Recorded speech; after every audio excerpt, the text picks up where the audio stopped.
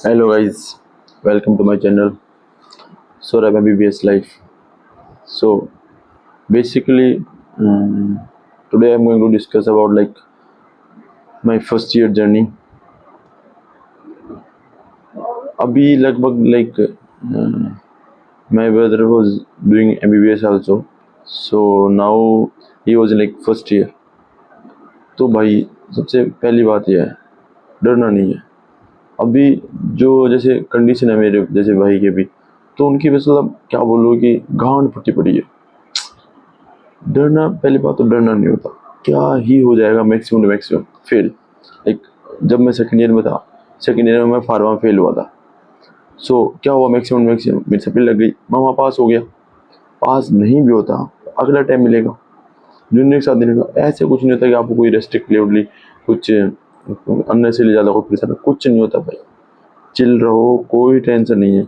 बस ये है कि रेगुलर पढ़ा करो, क्योंकि ये है कि अगर यहाँ तो ठीक है, अगर सर परसेंट करके कैसे कुछ भी करके निकल जाओगे, लेकिन जो असली कंपटीशन होता है वो होता है पीजी के अंदर। वहाँ आपको थोड़ा टिपिकली बिहेव करना पड़ेगा इन सब चीज़ों के लिए। सो उन्हीं के लिए ये कि अभी डरना नहीं है, 1% भी फियर नहीं करना। क्योंकि देखो, जैसे मेरा भाई था, तो मैंने अपने भाई से पूछा आज कि कैसा क्या पेपर वगैरह गया तेरा, तो वो बोल रहा है कि भैया 100 नंबर का पेपर था उनका, 30 नंबर का तो उन्होंने छोड़ दिया उसने। सो अभी आप समझ सकते हो कि उसकी जो नंबरिंग होगी वो होगी 70 से। 70 में से उसको चाहिए होंगे इफ़ दे हैव 40-60 क्राइटेरिया, तो उसके अकॉर्डिंग उसको होगा कि 40 से 50 नंबर चाहिए पास होने के लिए। तो इसमें एक बेसिक फ़र्क हो गया है कि आपको 70 में से और 100 में से, तो उसको भी चाहिए 70 में से 40 से 50, या उसका होता अगर वो पूरा टाइम करता क्या होता 100 में से 40 या 50। तो सबसे बेसिक डिफरेंस ये होता है कि क्वेश्चन अटैम्प्ट छोड़ने नहीं होते, क्योंकि अपना ये ये अपना ऑब्जेक्टिव है। वहाँ अपना क्या तो ऑब्जेक्टिव, यहाँ क्या सब्जेक्टिव पेपर होता है एमबीबीएस के अंदर। सो ये एक बेसिक डिफरेंस है कि वहाँ तो क्या था कि टीचर का अगर चेक है सही है तो सही है, नहीं तो नहीं है। यहाँ ये नहीं होता। 5 नंबर का 5 नंबर का कोई क्वेश्चन है, उसके अंदर जैसे कोई नर्व पूछी है, आपको उस नर्व के रिगार्डिंग कुछ नहीं आता ना, तो जो टॉपिक बढ़िया से आता है उसके आसपास का रिगार्डिंग का वो टॉपिक आप लिखिए, उसमें कोई दिक्कत नहीं है। अप्रोक्स टीचर 5 नहीं, 4 नहीं, 3 नहीं, 2, 1 कुछ तो देगा। सोच, जैसे जैसे मेरे भाई ने याद किया कि उसका 30 नंबर का पेपर उसने छोड़ दिया, कुछ अटैम्प्ट नहीं कर गया, क्योंकि उसका पेपर थोड़ा हार्ड आ गया और उसको कुछ आता नहीं था, तो उसने स्किप मार दिया सब। तो उसमें नुकसान ये हुआ, अगर उसको वो करता, उसमें कुछ अगर वो अच्छा लिखता, तो टीचर की एक मेंटलिटी होती है कि यार इसने, इसको कुछ आता है, इसने कुछ किया है, तो उसके हिसाब से वो टीचर इसको नंबर देता है, ट्राई करता है उसको पास करने। अगर आप लिखोगे ही नहीं तो टीचर पास नहीं, क्योंकि फर्स्ट ईयर में आपको कोई भी आपका नॉलेज चेक नहीं करता। बस ये चेक होता है कि आप पढ़ रहे हो, पढ़ के आए हो, आता है कुछ। ये नहीं होता कि यार हर किसी को पास कर, हर कोई पास भी नहीं होता। कुछ क्राइटेरियाज होते हैं कि आपको एटलीस्ट कुछ तो लिखना पड़ेगा। अगर आप वहाँ पढ़ रखे हैं, बेसिक कुछ भी नहीं। जैसे मैं मेरा बता दूँ, जब मैं माइक्रो का एग्ज़ाम दिया था, तो मेरे माइक्रो के एग्ज़ाम के अंदर जैसे 2 ऐसे आते हैं और 10 शॉर्ट नोट्स आते हैं। तो उनमें से 7 to 8 क्वेश्चंस वो I repeatedly write the same answer in all the 7-8 questions. So you can imagine how I got pass. I got 68 number something in micro. So ये बता रहा हूँ कि ये नहीं होता कि आप जो है वही लिखना है, क्योंकि ये ऑब्जेक्टिव पेपर नहीं है, ये सब्जेक्टिव पेपर है। आपको वो नहीं आता, ठीक है, उसको स्किप नहीं करना। जो उसके आसपास का आता है, ठीक है, वो नहीं आता। जो कोई पर्टिकुलर टॉपिक, जैसे मैं बता रहा हूँ एनाटॉमी के अंदर बच्चों के इंपॉर्टेंट टॉपिक्स में होते हैं, जैसे ब्रेकियल प्लेक्सिस हो गया, शोल्डर जॉइंट्स हो गया, नी जॉइंट हो गया, उसके बाद में एक्सिलरी आर्टरी और अल्ना नर्व, फिर अपना जैसे एब्डोमेन के अंदर तो बहुत सारे टॉपिक्स हो गए। अपना ये पैरोटिड हो गया, उसके बाद में अपना सेरेब्रल वगैरह सीनस उसके अंदर, न्यूरो वगैरह के अंदर। सो मैं बता रहा हूँ ना कि एटलीस्ट वो टॉपिक्स तो हर किसी को पता होते हैं। तो आप ट्राई कीजिए कि जो टॉपिक्स आपको मोस्टली पता है ना, अगर कहीं नहीं भी आ रहा है ना, तो आप उसको लिखने के लिए जाइए। इसके वजह है कि आप छोड़ना प्रीफर करना ही नहीं होता। कभी भी सब्जेक्टिव पेपर होता है, उसमें मैक्सिमम चांस होता है पास होने का इन्हीं सब तरीकों से। अगर आता है well and good, no problem, like you write it, you will pass, no problem in that. You will know better, you will get much better marks. For that person no problem in it. Like for those who below the margin, they don't know that much, but they do somewhat hard work in 1-2 month. but बता रहा हूँ भाई, MBBS के अंदर first year, second year, third year, fourth, कोई ऐसा कुछ नहीं है जिसको आप पास नहीं करते फर्स्ट टाइम में। बस ये है कि जैसे 1-1.5 महीना पढ़ना था ना, मैंने भी फर्स्ट ईयर में मेरे फर्स्ट ईयर के पूरे एग्ज़ाम में कभी 10-15 से ऊपर आए ही नहीं, 10-15 नंबर्स के भी ऊपर आए ही नहीं अप्रोक्स 100 में से, कोई कभी 50 का, कभी 100 का, तो कभी 10 पे। उसमें जब क्या था कि 20 नंबर का एमसीक्यू होता, तो उसमें 5-6 तुक्के लग जाते थे कि सब में 20 के बीच में बी भर दिया, तो उसमें सही हो गया 4-5, उससे सब कुछ 4-5 नंबर की थोड़ी हेल्प मिल जाती थी। तो ये सब करते करते फर्स्ट ईयर निकाल दी, फिर सेकंड ईयर में भी कि कुछ ज़्यादा पढ़ा वढ़ा नहीं, सब कुछ लेकिन निकाल दिया। सेकंड ईयर भी हो गया पास, एक सप्ली लगी, पास कर लिया बढ़िया नंबर से, more than 60% I got in second year also, more than 60 something in first year also. So not that much typical. You're if you have belief now, surely you can do, but you can't you have fear, unnecessarily fear. No need to take now. We have to put our effort. No need to wait for that all teacher क्या।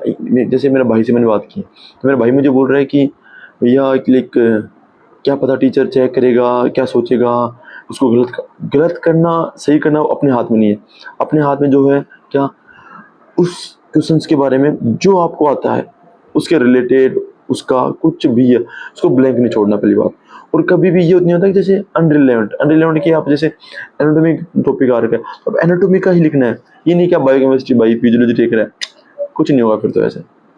सो ये सब हो गया अपना कि exam के लिए छोड़ना नहीं होता, क्वेश्चन वगैरह सारे टाइम करने होते हैं और डरना नहीं है। जैसे मैं देख रहा हूँ फर्स्ट ईयर के एग्ज़ाम वगैरह है, सेकंड ईयर के आने वाले हैं, पहली बात है डरना नहीं है कोई भी टॉपिक हो, फर्स्ट ईयर हो, सेकंड ईयर हो, कोई भी हो, थर्ड ईयर हो, कुछ भी हो। तो सेकंड ईयर में ये फार्मा के ड्रग्स याद कीजिए, उसके बाद में उनके जो क्लासिफिकेशन वो याद कीजिए, कुछ examples, uses, side effect, disadvantages हो गया, कॉन्ट्राइंडिकेशंस हो गया, कुछ कुछ याद कीजिए, हो जाएगा। पैथो में यही है कुछ भाई, थोड़ा ये एक और चीज़ तुम्हारे दिमाग में ये फिक्स होना चाहिए। ऐसे उनके लिए बता रहा हूँ, देख मैं अपने अकॉर्डिंग कि जो अभी मार्जिन पे है, उनको जस्ट अभी लग रहा है कि यार पास होंगे या नहीं होंगे, फेल होंगे नहीं होंगे, उनके लिए बता रहा हूँ मैं। तो उन सब के लिए क्या होता है कि बस आपको हर टॉपिक के अंदर आपको वो चीज़ फिक्स होनी चाहिए आपके लिए कि यार ये क्वेश्चन आएगा ना, तो मेरे को ये लिखना है, समझ में आ गया। ये बहुत इंपॉर्टेंट चीज़ होती है। बच्चों को पता ही नहीं होता, जैसे पढ़ रहे हैं, उनको पूछे ना कि यार एंटी डिप्रेशन बताइए, तो उनको लग रहा है कि यार एंटी डिप्रेशन में क्या था, उनको ये तो एटलीस्ट उनको क्लासिफिकेशन तक भी नहीं पता कि कहाँ से स्टार्ट करेंगे एंटी डिप्रेशन। सेडेटिव्स बोलूँगा ये पता नहीं क्या, तो वो तुमको ये एक बेसिक होना चाहिए। सेडेटिव्स तो हाँ ठीक है, ये है। मैं ये नहीं बोल रहा कि तुमको पूरा याद हो कुछ, लेकिन और भी तुमको हर किस्म के बारे में होना ही होना चाहिए। और माइक्रो में ये है कि mostly they will ask diagnosis, most of them like that only. So most of them are common only, some basic difference will be there, but if you know something you will put some effort and you will pass. But anatomy में सबसे basic जो गलतियाँ करते हैं first year के student, उनको पता ही नहीं होता। जो मैंने भी की थी, सब करते हैं, कर करके फिर सीखते हैं आदमी। मैं फर्स्ट ईयर में एनाटॉमी कैसे पढ़ रहा हूँ कि मैं थ्योरी पढ़ रहा हूँ, थ्योरी को याद नहीं कोशिश कर रहा हूँ, कोई याद नहीं होगी।